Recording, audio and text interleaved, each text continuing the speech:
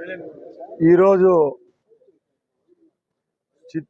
చిత్తూరు జిల్లా పుంగనూరులో జరిగిన ఘటన చాలా దిగ్భ్రాంతికరం. ఎందుకంటే ఒక ఎంపీ హోదాలో ఉండి గుట్టు చప్పుడు కాకుండా దొంగదారిలో 8 గంటలకు పుంగనూరు పట్టణానికి విచ్చేసి గత 5 సంవత్సరాల్లో వాళ్ళ పాపాలను పసిగట్టి వాళ్ళు ఎవరి దగ్గర అయితే భూములు దోచుకున్నారో, ఎవరెవరికి బాకీ పడున్నారో, రైతులైతేనేం ప్రజలైతేనేం వారి దగ్గరికి వెళ్ళి ప్రశ్నిస్తే రాళ్ల దాడి చేసిన వ్యక్తి ఎవరైనా ఉన్నారంటే అది మిథున్ రెడ్డి అని మీకు చెప్తున్నా.